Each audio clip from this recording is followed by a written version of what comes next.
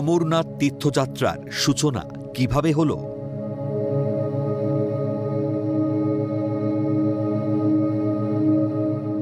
আমরা জানি দেবাদিদেব মহাদেবের আদি বাসস্থান কৈলাস পর্বতে, আবার অমরনাথ শিবের আদি নিবাস কাশ্মীর উপত্যকায় অমরনাথ গুহায় ছিল বলে মনে করা হয়।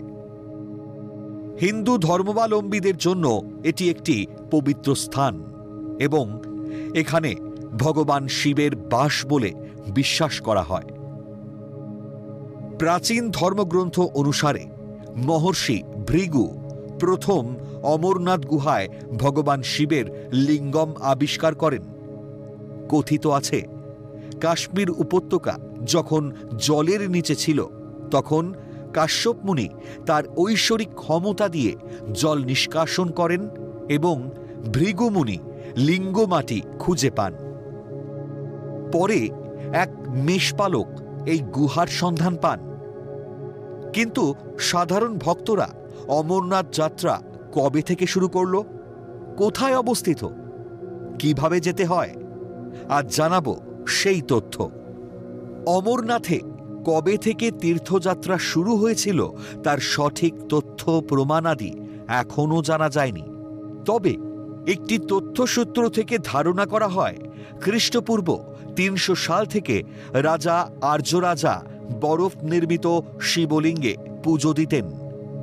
ধারণা করা হয় রানী সূর্যমতী ১১ শতকে অমরনাথের এই ত্রিশূল, বানলিঙ্গ এবং অন্যান্য পবিত্র জিনিস উপহার দেন।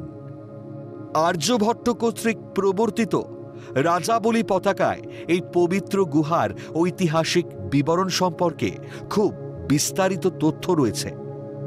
আরও বেশ কয়েকটি ধর্মীয় গ্রন্থে অমরনাথের তাৎপর্য উল্লেখ করা হয়েছে। এছাড়াও পুরাতন বিভিন্ন বই থেকে আরও বেশ কিছু ভিন্ন ভিন্ন এ সম্পর্কিত তথ্য পাওয়া যায়। অমরনাথ গুহা কোথায় অবস্থিত? অমরনাথ গুহা একটি হিন্দু তীর্থক্ষেত্র যা ভারতের জম্মু ও কাশ্মীর রাজ্যের অনন্তনাগ জেলার পাহেলগাম তহসিলে এই গুহাটি অবস্থিত। এই গুহাটি সমতল থেকে ৩৮৮৮ মিটার অর্থাৎ ১২৭৫৬ ফুট উঁচুতে অবস্থিত। জম্মু ও কাশ্মীরের রাজধানী শ্রীনগর থেকে ১৪১ কিলোমিটার দূরে অবস্থিত।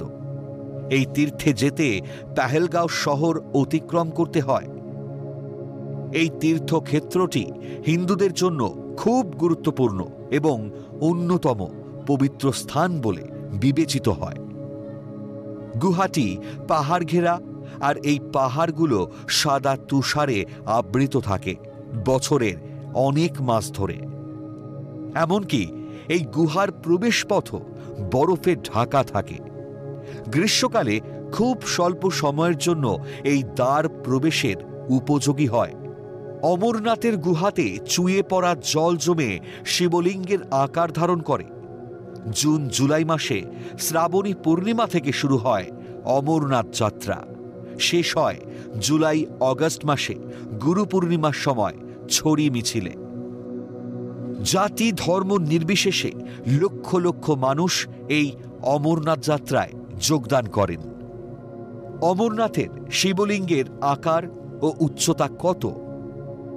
গুহার ভেতরে ৪০ মিটার ১৩০ ফুট ভেতরে ছাদ থেকে জল ফোঁটায় ফোঁটায় চুঁয়ে পড়ে।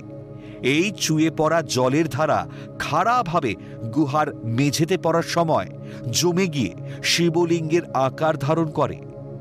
কখনো কখনো ৮ ফুট উঁচুও হয় এই শিবলিঙ্গ।